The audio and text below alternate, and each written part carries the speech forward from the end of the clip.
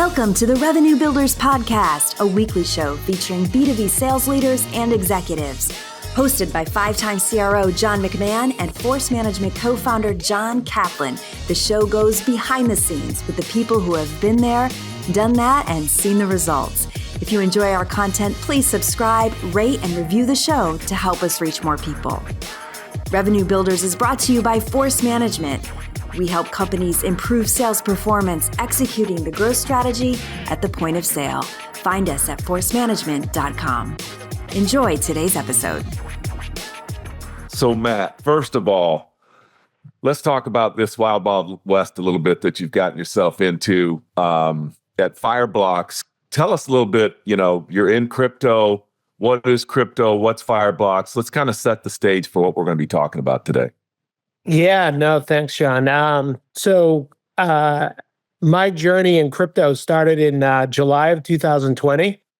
So in the middle of COVID, I had an opportunity to look at a number of different opportunities from cybersecurity to blockchain to traditional technology infrastructure companies. And I started doing some research on Fireblocks, who is the leading institutional secure wallet infrastructure for the blockchain.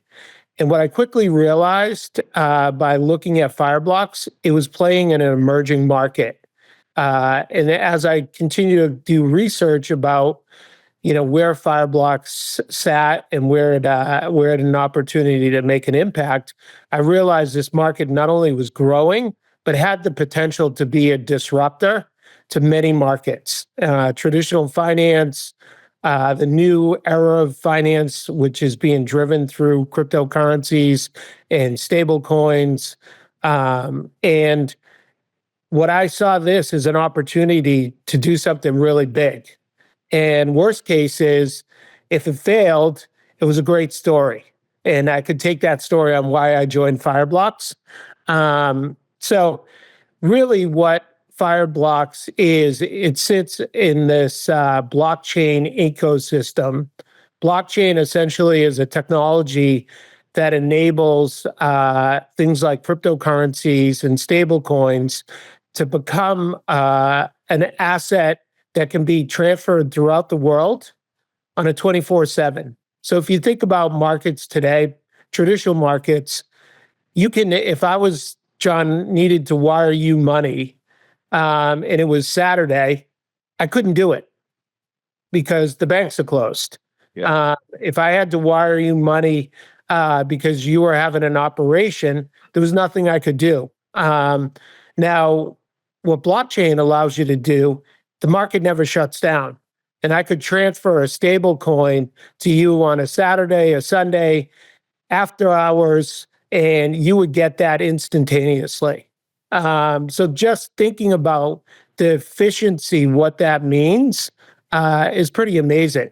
And it's amazing that in traditional finance today, we can't conquer the fact that banks are open Monday to Friday and transferring assets or money is impossible on off hours or during the weekend. And then you can take that across different use cases where clients are in a highly volatile financial system like Venezuela, for example. If you are a mason in Venezuela and you're paid in the Venezuelan pesos, you could wake up the next day and your currency could drop 30 to 40% in value. Well, that's a pretty scary proposition when running a business. So your best is to move that money into US dollar, where there's less volatility. The issues, if you try to leverage traditional finance, it doesn't work. There's too many intermediaries that take a piece of that money that essentially you lose 15 to 20% of your value of currency by just moving it to a US dollar. Well, today you could leverage stable coins and move that for basically less than 1% in cost. So those those disruptive use cases are all targets for the blockchain to come in and change how we think about finance today. When you say that, just one more definition. When you say stable coin, describe what you mean by that. Because when I think of crypto, I think of a lot of volatility, and so I hear stable coin, and that catches my attention. What do you mean by stable coin? Yeah, so stablecoin is something that you've seen probably in the last 12 months, more heard about. With stablecoin, it's built on the blockchain and can be transferred through the blockchain, but it's dollar backed. So essentially, as the dollar moves, does the stablecoin. So you hear of USDC, United States digital currency. That is a dollar backed asset. So essentially, as you think about the gold backs the dollar, in theory, it's the same, but actual dollars back a USDC token. Right. So what happens, Matt, is if it was just Bitcoin, that still fluctuates a lot versus the dollar. And then what you're saying is the stable coin, just to educate the audience, the stable coin is a lot more doesn't fluctuate as much with the dollar. It moves with the dollar. Correct, John. It's a utility. It allows you to leverage all the value of a blockchain, and it has none of the volatility that you see with Bitcoin or Ethereum, which is it's a different asset for a different utility and use case. Right. And why don't you, just to educate the audience, go a little deeper on some of the other benefits of blockchain itself, not crypto, just blockchain. Yeah. So blockchain, essentially blockchain is a register that tracks the movement of those assets.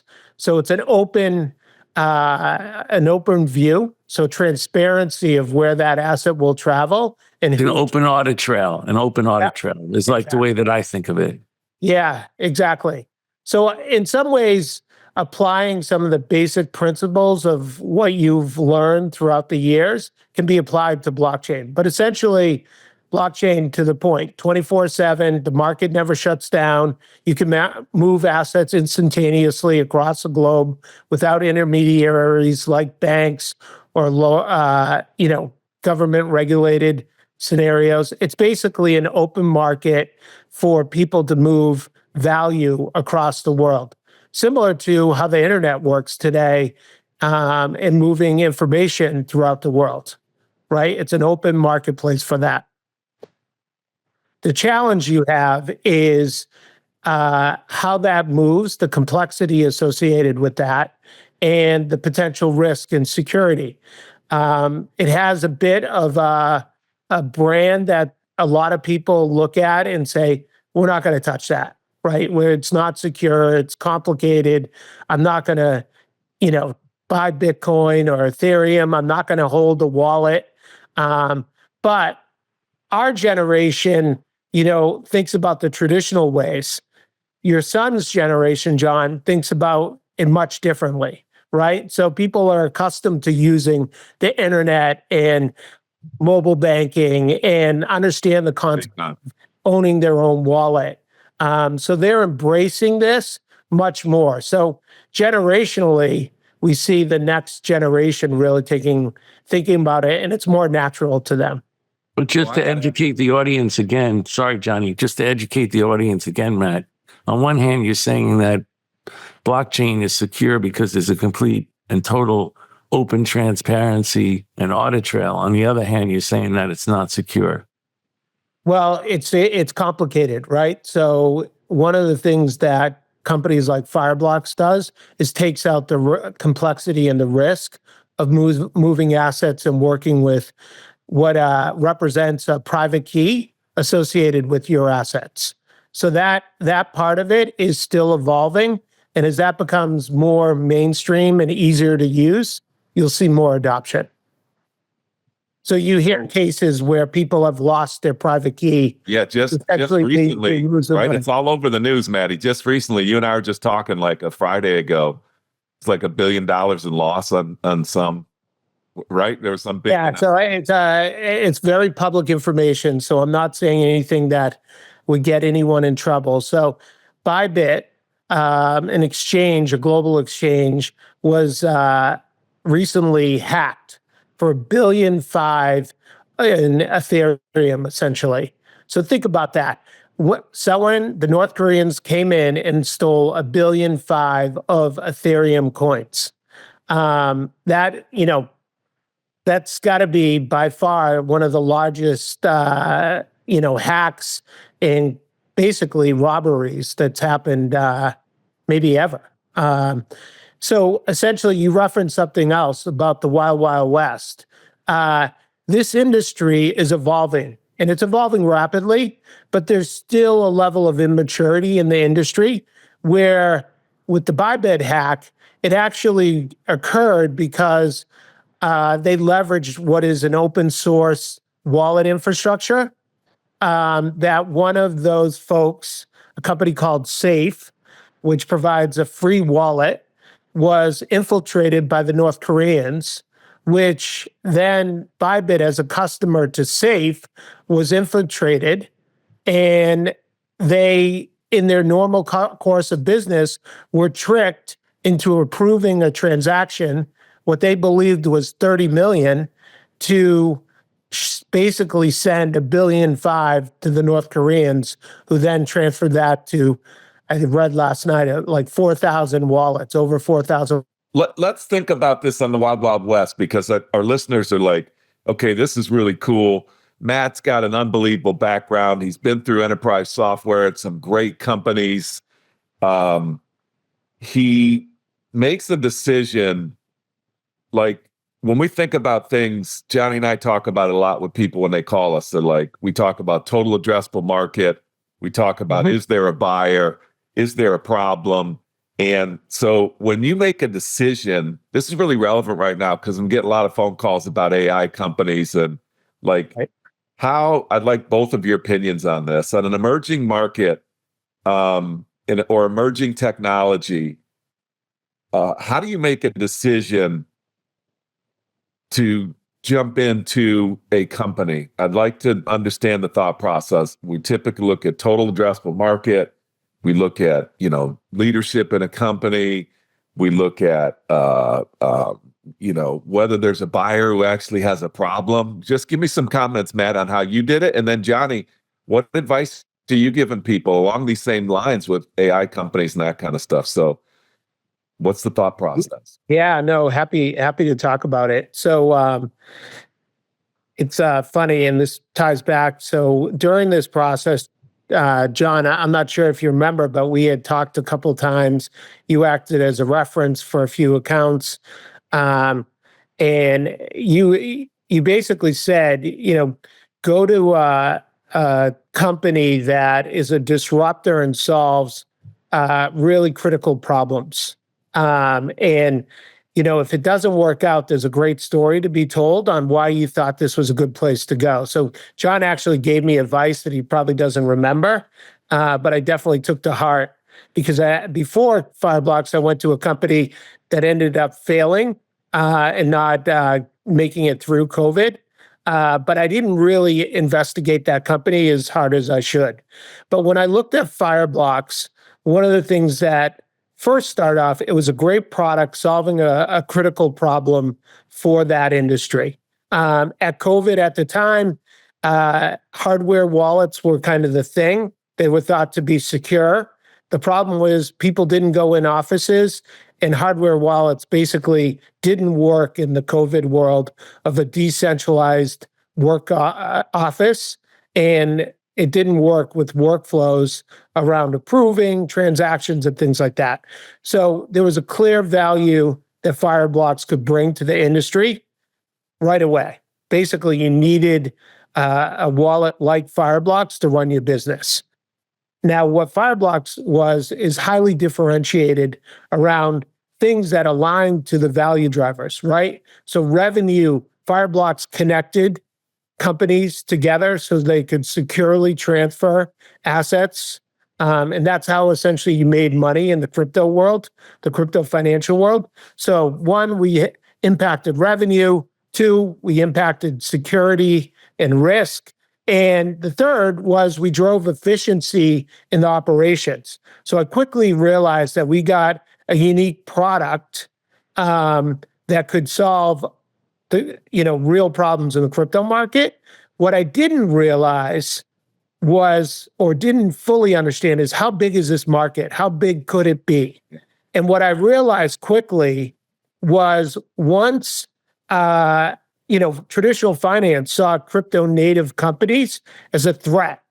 So with the threat, there's certain traditional companies that adapt and will go and start to invest. So we were fortunate enough to win Bank of New York early on. So we basically provide all the custody infrastructure for Bank of New York, the leading custody bank in the world. So that opened up new markets for us. So the other piece, what I would say to anyone looking at, do you have a great product? Does it align with value drivers? But if you have a chance to be part of a disruptive movement, like you guys were throughout your career, right? You took advantage of the internet. You took advantage of cloud. You saw companies like ServiceNow and Salesforce evolve through those disruptive movements.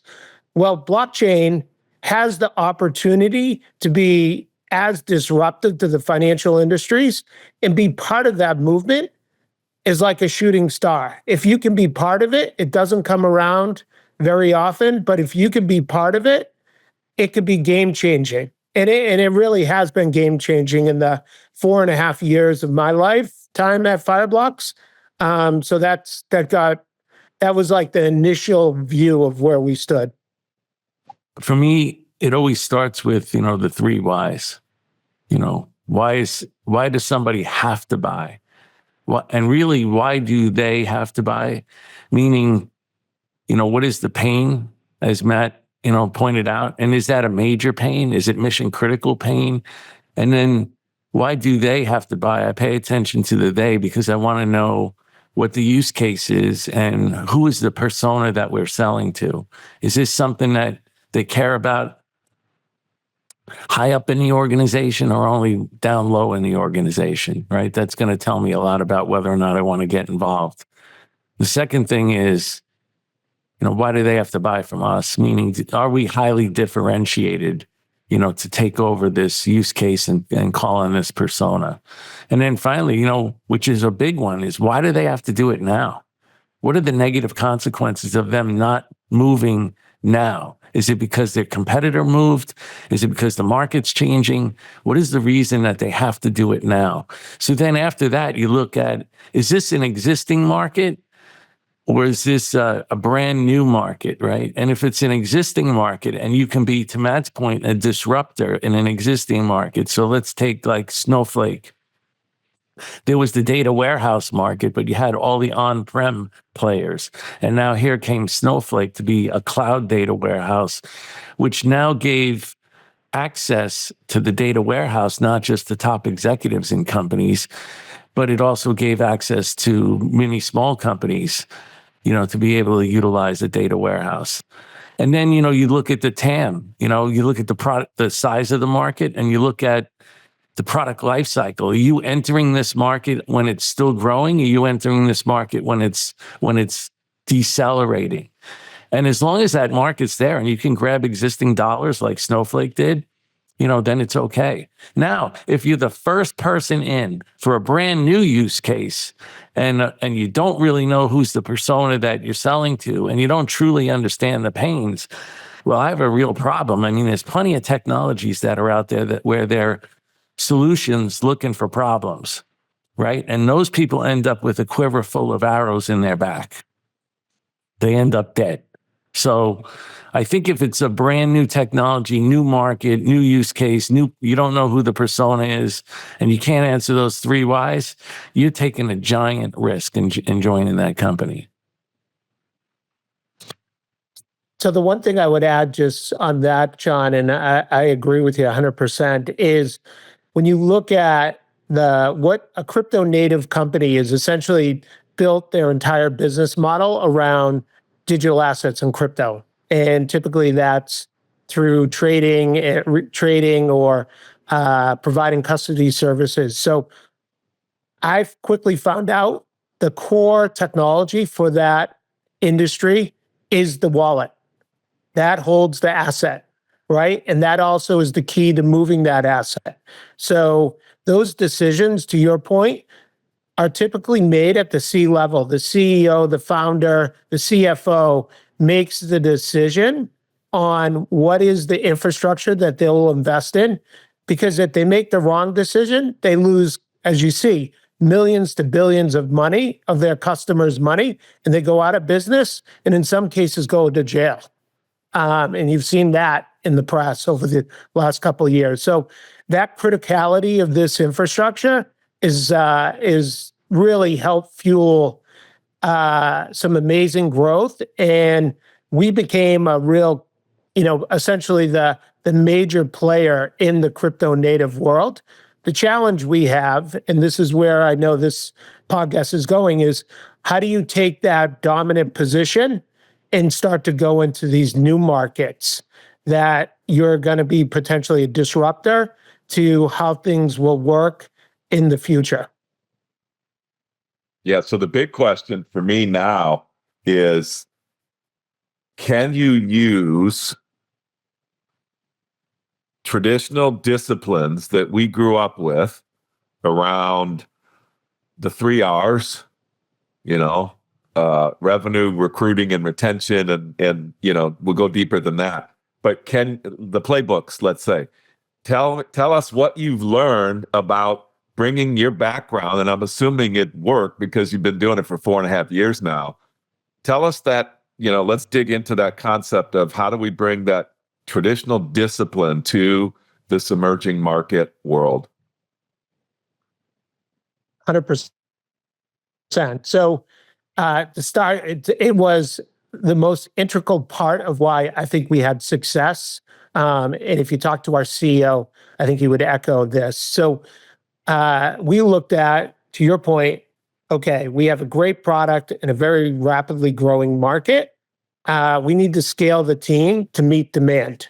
So the first thing we did is build a profile of who are the people we were going to hire. The reality was we weren't quite sure what the right profile was because we knew we had an opportunity to get to the C level. We wanted to be viewed as a trusted advisor. What is the profile that's going to be most successful? And we experimented initially. So we hired people from trading desks at Goldman Sachs and Barclays that never sold software, but could talk about financial markets and understood the traditional way of doing that. We hired crypto native people that were young, smart, and lived in the crypto world. And then the third profile we hired was SaaS, people that had success, understood the processes to be successful in selling SaaS software, how to manage a sales process and qualification process through things like MEDDPICC, how do they look at things through the command of the message lens. And it was really interesting that as we scaled globally, that the profile that seemed to work the best was the SaaS seller, because they had the discipline to approach these opportunities in a way that aligned to what was a sales process. The other piece that was really an emerging market is you need people that are coachable, that will take the time to listen and learn about what this market, what are the changing demands of this market, and what is the challenges that our customers, so like an outside-in approach to customers' requirements, and how did our technology align to that? So that was, really from a people standpoint, that was a big driver, is figuring out the profile. And the second piece that I'll touch on, and then I'll pause for a second, was week one, I sat on a forecast call with we had 3 sales reps, and we had, 40 active opportunities at the time. There was no qualification discipline. There was no MEDDPICC applied. And we applied that to our opportunities. And what I quickly realized is our competitors lived in the wild, wild west. They had not went out and hired disciplined sales VPs, people that grew up in a disciplined approach, and their ability, they focused on the technical user, and we elevated quickly to the economic buyer who was going to be a true champion in an account, and that's what we lived on. And that helped us basically go from $1 million in revenue to 8 million to 60 million to the second fastest company to 100 million in ARR, I believe at the time. So just MEDDPICC alone had amazing impact, especially when the competitors were focused on, subject matter experts, technical champions, not really focused on the discipline that we learned on, early on at PTC and took forward in our careers. Let's go back to the first thing that you touched on this profile. This is coming up a lot lately on these podcasts. Everybody's talking about this success profile. So if you haven't joined that bandwagon and you're scaling a company without a success profile, you're going to wind up with those quivers of arrows that Johnny's talking about in your back. But what's interesting to me, Johnny, is this is another example of adaptability that we talk about. There's this, people are talking about coachability and adaptability that is really critical. And when we're talking about, I think it's for our audience to listen to this, it's not just, it's like you're going to have evidence. Like if you're not adaptable and coachable and you want to go after a new emerging market, or you want to go after things like, AI, I think is another one. Like, what is it really going to take to, you're going to have to learn? Are you going to be the part that people say, well, we need subject matter experts, or we can use adaptable, coachable, SaaS-oriented sellers?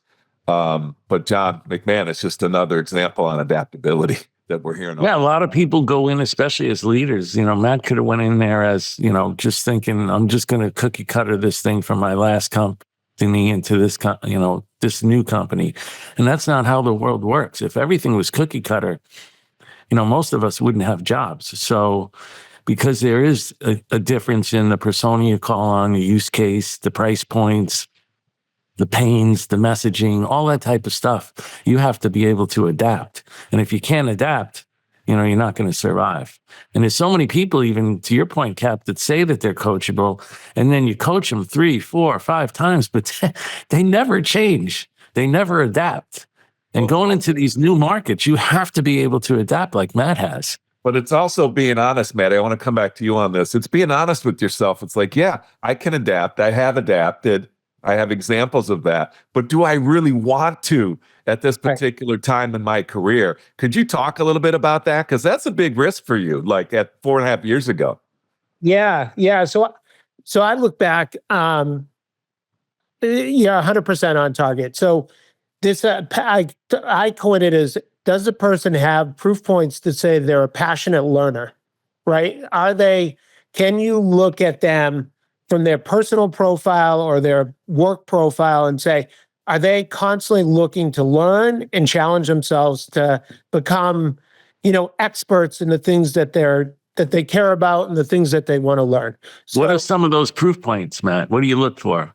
Yeah. So let's start professional, right? So are you someone that's been only selling in cybersecurity?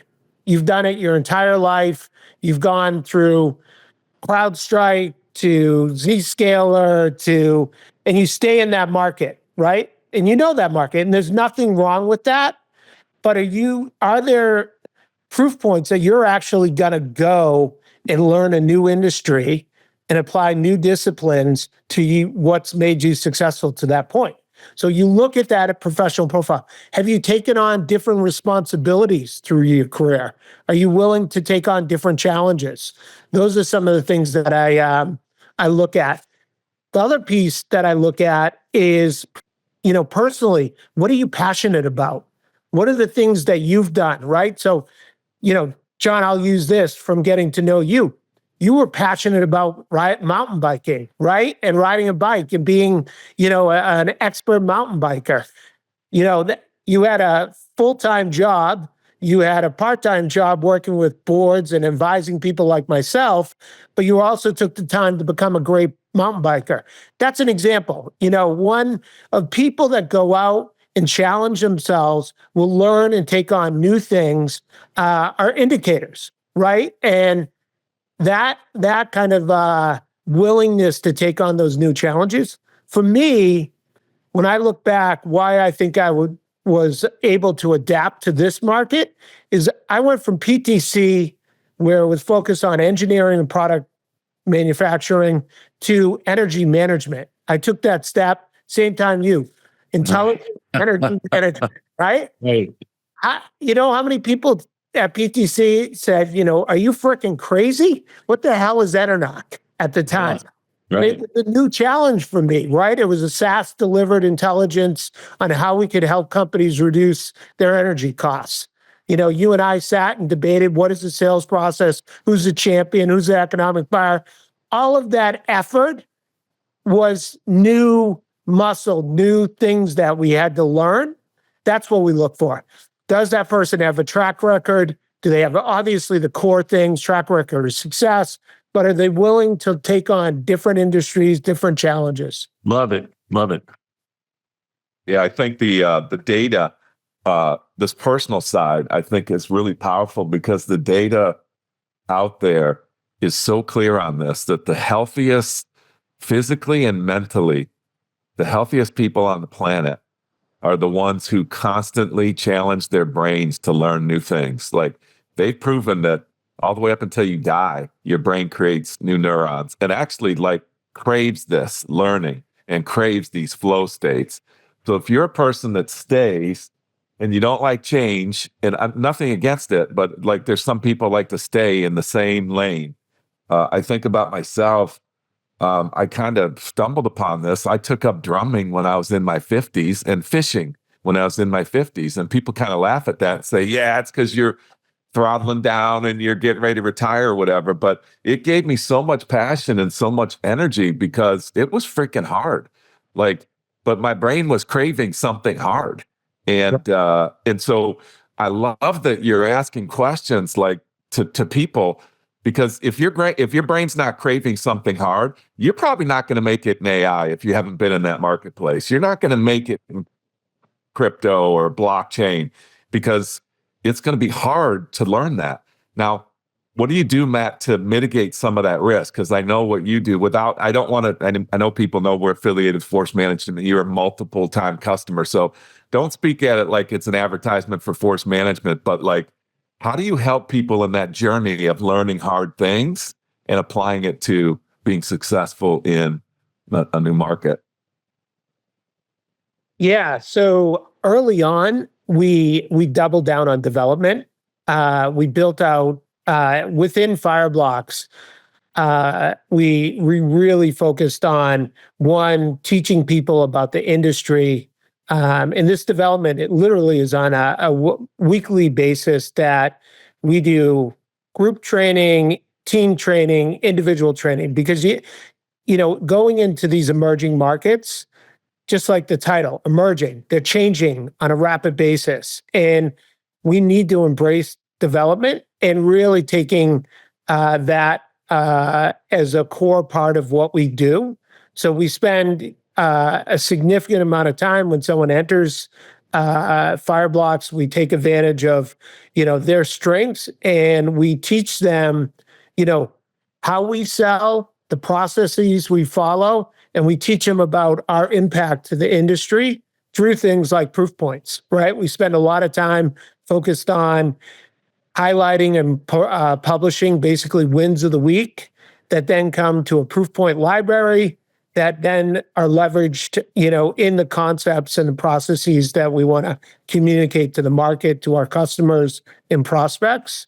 So I think that's a big part. We take that serious. Often that's an area that early on a company doesn't think of. You go out, you got to hire salespeople, you got to get salespeople out there, and you don't slow down to speed up.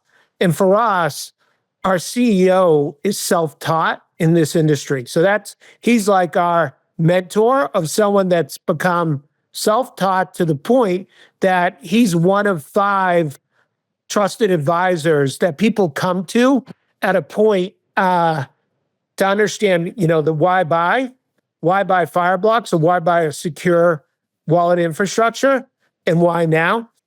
The interesting side story on this and what we've become is going back to that hack we referenced.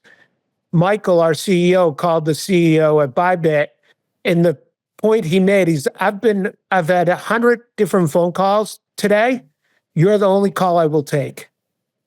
And the reason he takes that is because he's viewed as a trusted advisor. He understands the industry. He's on top of it, and he can add immediate value. And that's really, people, you need people that embrace that, right? Like, it's a grind to not only develop, but set high expectations around what we expect people to deliver around activity and revenue and results. But it all sits on development. Well, what you're really saying is it sits on development, because you're taking these people. I want to make sure that we're crystal clear on the profile here. So what you're saying is, I'm taking people that are coachable and adaptable. I think what you're leaving out is that they're super driven too, because you're going to give them the information that they need, the knowledge, and that's what you can do in a training class. But these people now have to adapt, and they have to be driven enough to adapt and to learn new skills on how to sell into this marketplace. So I want to be crystal clear about that. I think it's the intelligence, it's the drive, and it's the adaptability, which are the 3 key characteristics you're looking for. 100%. Yeah, you need to have a level of acumen here that gives you the ability to learn and adapt to this market.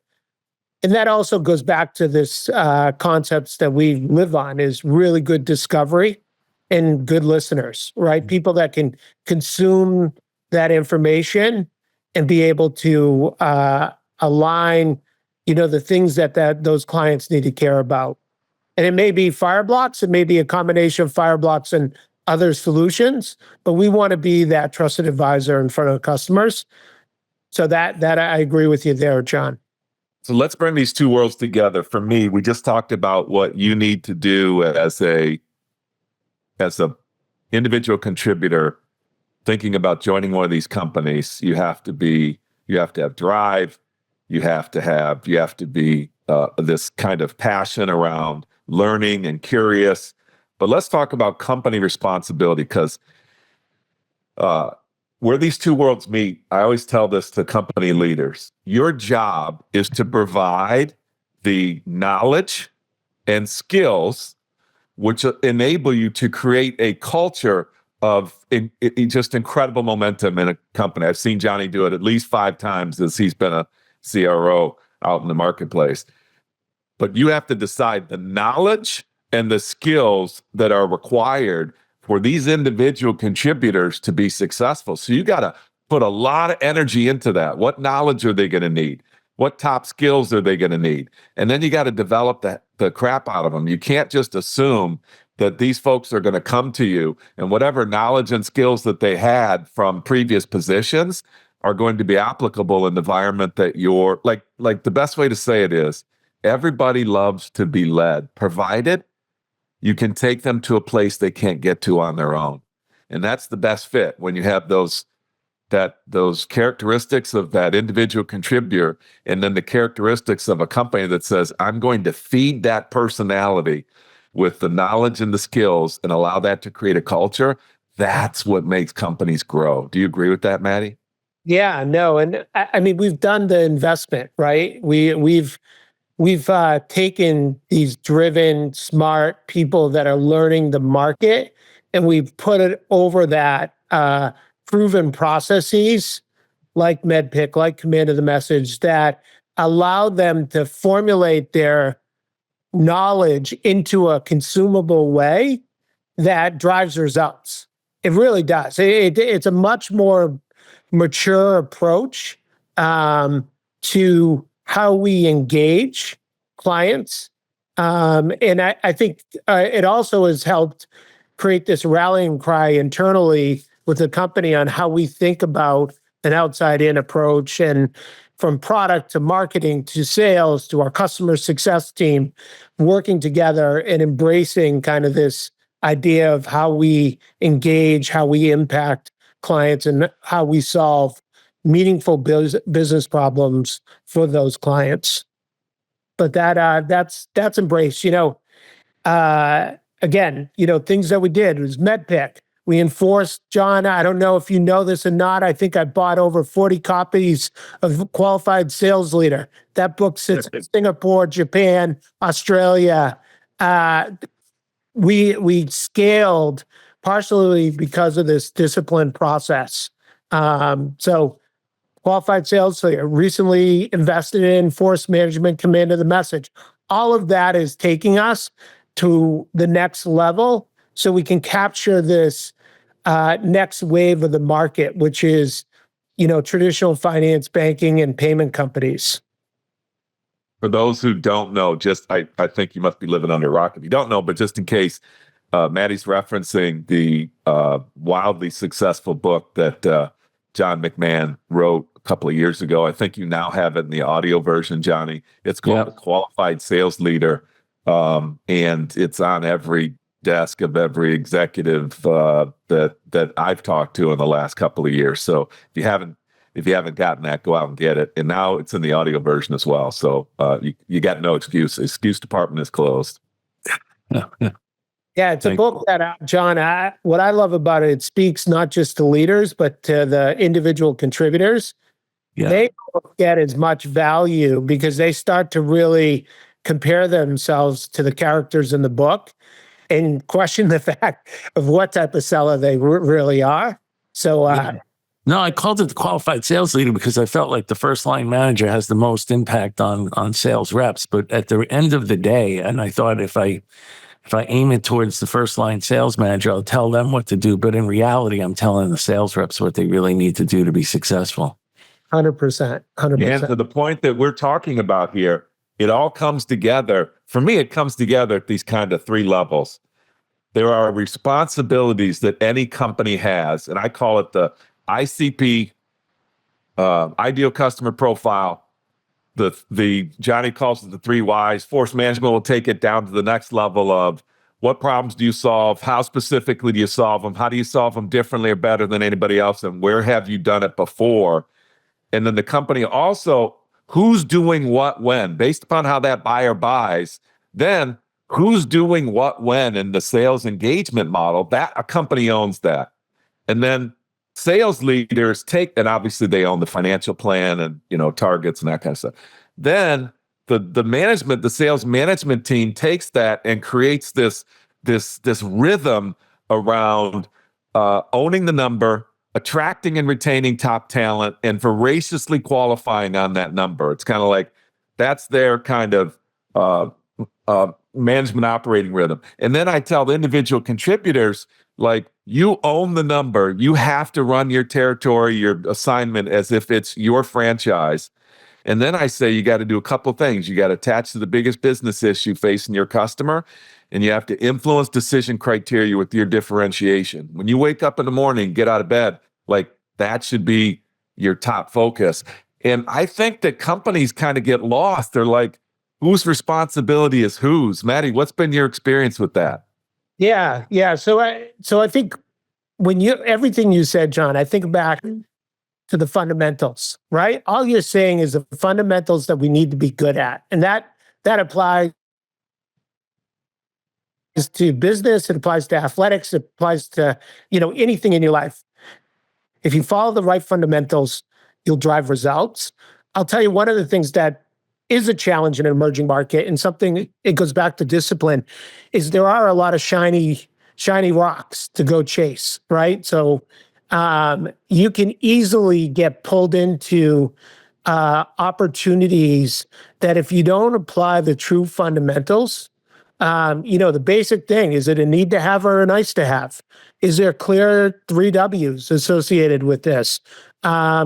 Is the decision is this a innovation team driving an experiment, or is this sponsored by the board and CEOs and is a real investment opportunity? those things are the biggest challenge in emerging markets. I think the other thing is often when you build out a company infrastructure in a disruptive market, you get really smart people that want to solve really important, difficult problems. So they're attracted to those shiny rocks. But I think we've done a better job over the years to stay focused on where we can add the most value and apply those fundamentals. And you've seen this, and I could call out a market that's probably relevant.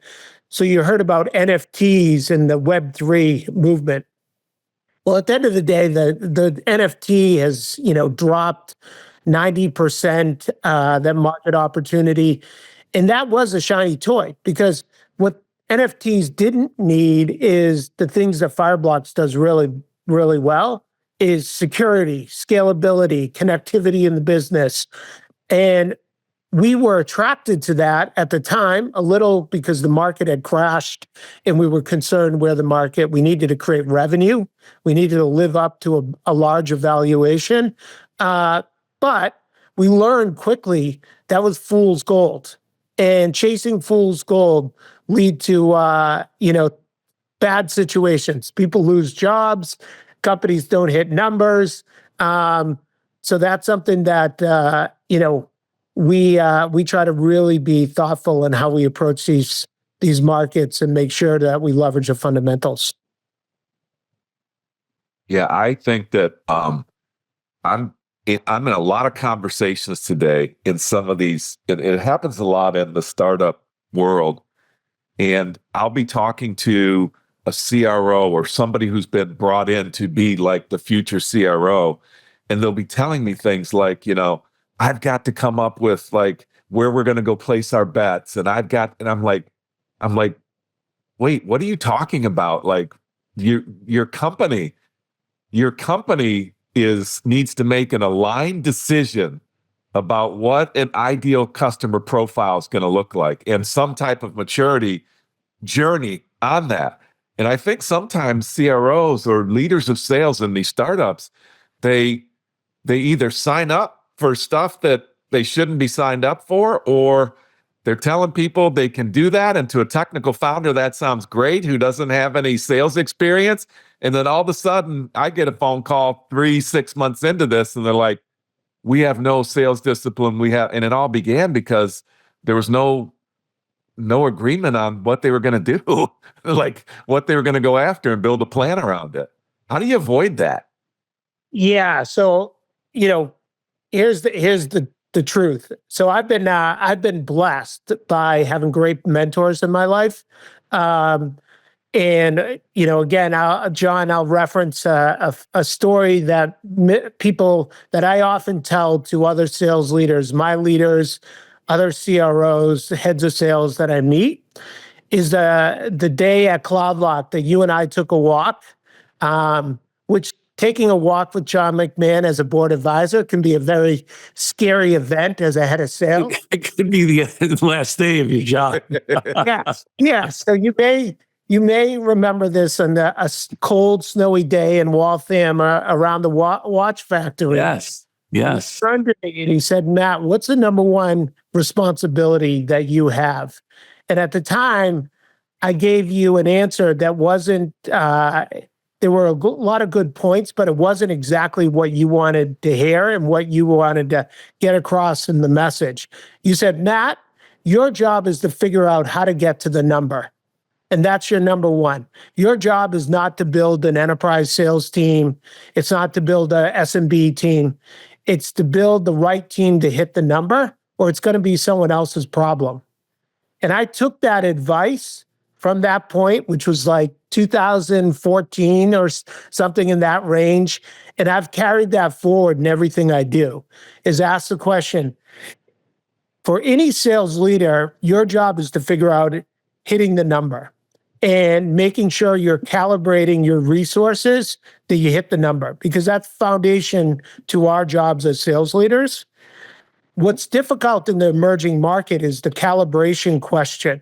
Mm-hmm. If you have a target market that you're a dominant player, continue to dominate, protect that, grow that as much as you can. and balance your resources to go focus on the emerging markets.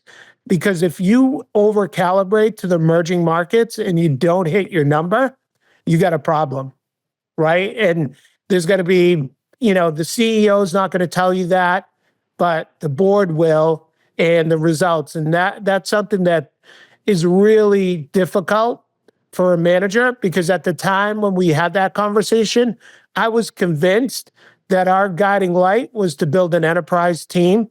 What I didn't realize at the time is our product was really suited for mid-market and state and government. And that's where I should have doubled down my focus and resources. And it took me a while to figure it out. But that was a pivotal moment in my career and has served me well, really, at Fireblocks. That's a really good answer. And I want to just tell another story, which also happens early on in companies, because it happened to me. Is I went into a company, I won't say which one it was, and I said, okay, and I had the executive team around the table. I said, okay, let's talk about the different use cases that you sell into. And they went up to the whiteboard and listed 13 use cases. And I said, well, I might as well leave now. And they said, well, what are you talking about? And I said, well, I looked at the development person and said, you can't develop world-class products to 13 different use cases. Look at a marketing person. You can't market world-class to 13 different use cases. I can't train a sales force to sell world-class to 13 different use cases. So we have to come up with 3, maybe 4 that I can train people on, that you can build a product to and we can market to, and we can go down that. It doesn't mean that we won't sell to somebody in use case number 12, but we're not going after that. We're not aiming our arrows at that. We're only aiming our arrows at these 3 use cases, and that's it, nothing else. Everything else would be opportunistic. And it kind of goes a little bit to what Matt said. It's a little bit of a different slant. Matt was looking at, which is a typical mistake where people go in and say, I'm going to build an enterprise sales force. I'm going to see how much overlap of what the Venn diagram is from what I did last time to what is here. And he was bent on building an enterprise sales force. But then he realized, our product's not really suited for that. That's not really where our ICP is. It's not the pains that we solve. It's not how we're highly differentiated. And he had to adjust. So kudos to you, Matt, for doing that. Yeah, and thank you for shining the light on what was a problem that was in front of me, but I just couldn't see it at the time. That happens a lot. That's why you really have to go into these organizations with a total open mind and just ask question after question after question and not be biased by your past experiences. 100%. And when, let's say you're dealing with a technical founder that does not have that background and sales experience on how to grow to an enterprise sales organization, they might be looking to you to come up with those answers. There's no problem if you have to come up with those answers. Johnny, I know that you've entered into some situations where, okay, if we have to come up with those answers, we're going to come up with them, but the company's going to come up with them together in a aligned conversation. And we're going to commit to it. So when we do find an outlier that's outside of our ICP, I'm not saying in 100% of the cases you say, this is an outlier, it's not an ICP, we're not doing it. But you have a plan on how you approach an outlier. We're agreeing that this is an outlier.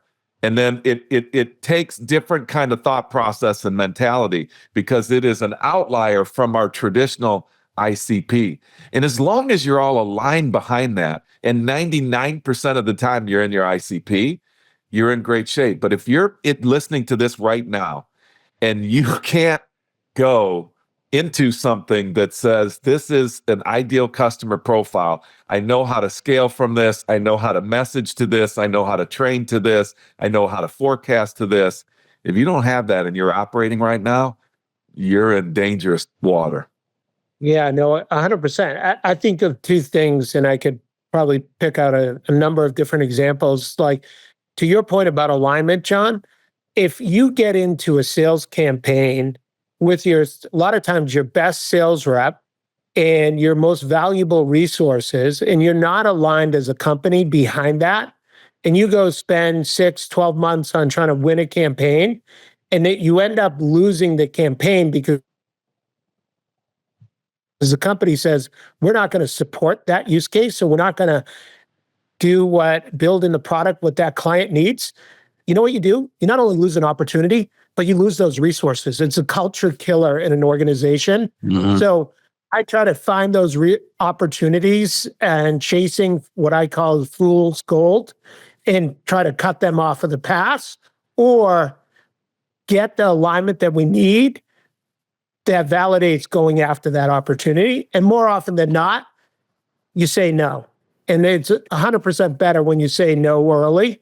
And I can't imagine right now in the AI space that this isn't a common problem for heads of sales, CEOs, is where do we apply this? What has the most material benefits of revenue, cost reduction, and risk that matters to the company, right? You can chase a lot of use cases, but if you don't have that discipline, you may be burning a lot of cycle time. Mm-hmm. Yeah. So, Maddie, I got one of the last things I wanted to talk to you about was I got a text from you last night, I think, or a couple of days ago, and you had just listened to our podcast with Mark Roberge when we were talking about the Innovator's Dilemma. And it's a great book. The Innovator's Dilemma is a great book. That podcast is a great podcast. Got a ton of feedback on it. And you were telling me about a kind of different version of that. Like, let's say you are now going to be the innovator, and you said the book that you tell us about the book that you guys have found that has been very, very beneficial to where you are in your journey. Yeah, no, I'll try my best. I know Mark's a great guy and thought leader, and was unfortunately on the wrong side of the river at MIT and Harvard, and I'm just a Boston University guy that the river. But you can see MIT from there and Harvard from there, right?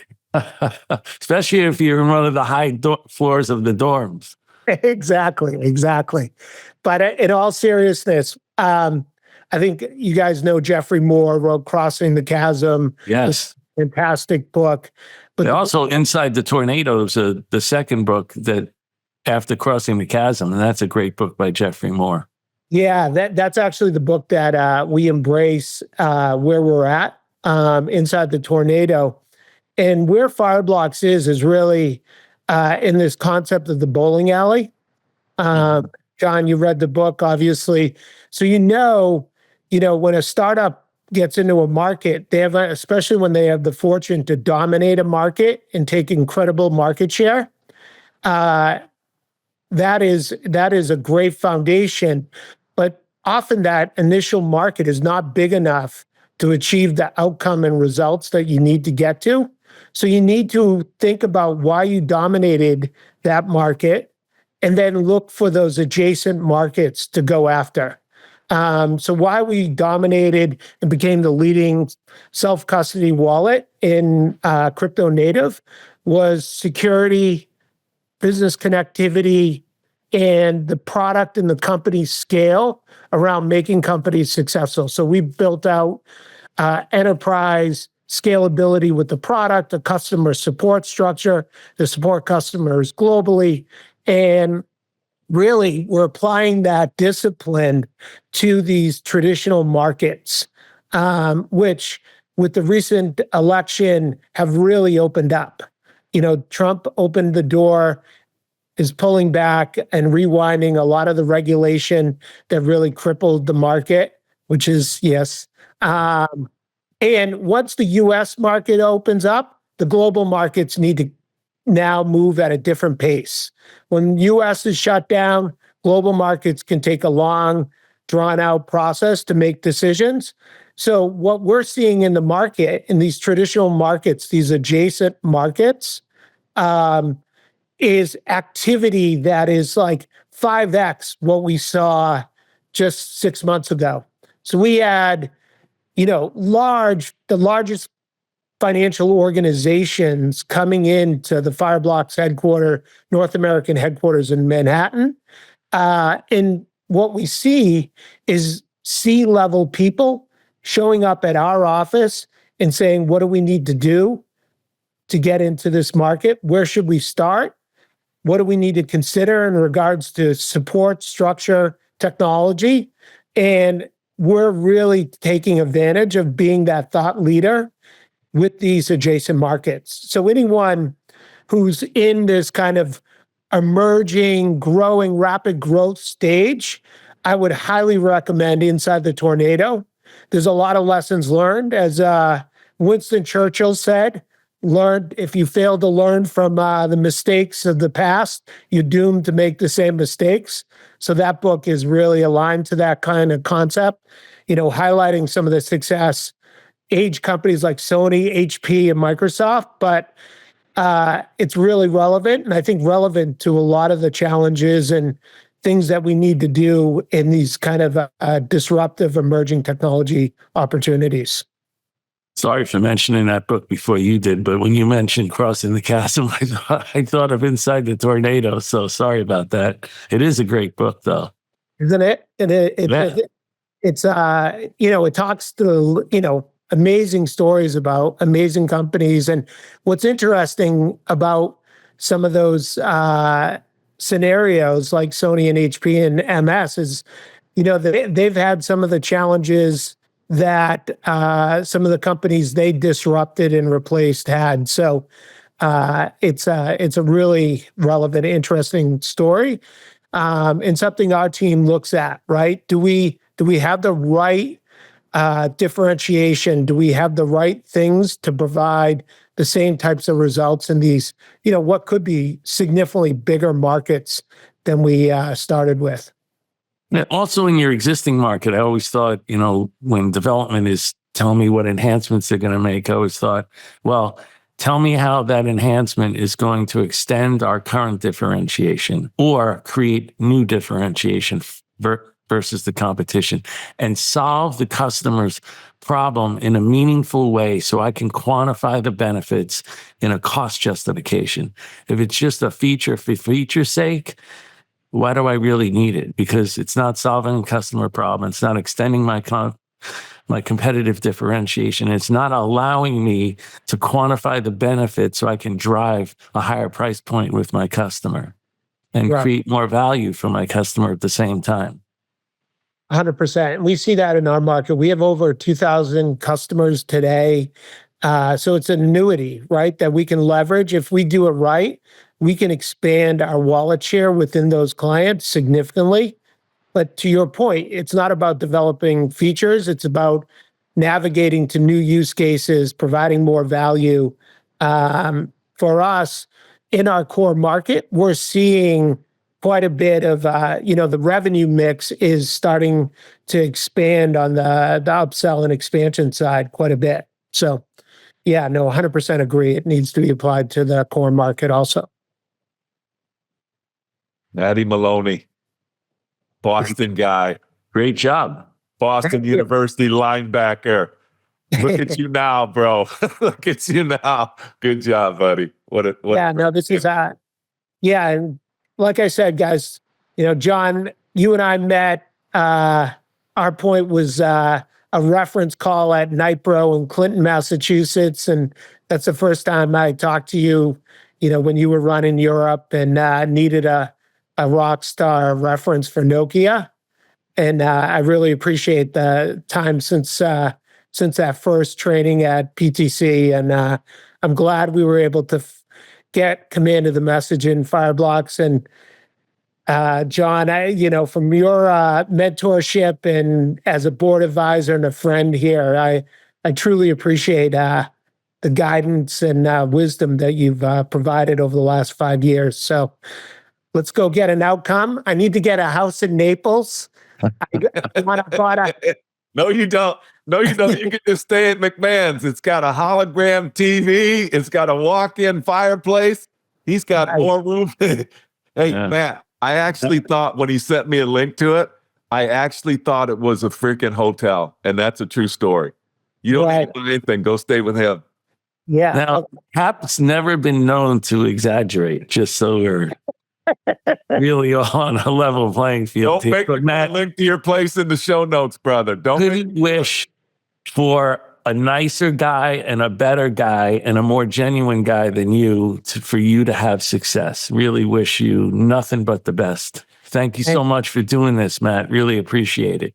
Yeah, likewise. Thank you. And if you ever find yourself up in Gloucester, we bought a house on Rocky Neck. And if you ever want to go out on the boat and see the North Shore, look me up. That's one place you don't want to go in the water, almost even in the summertime, because it's like taking a cold plunge.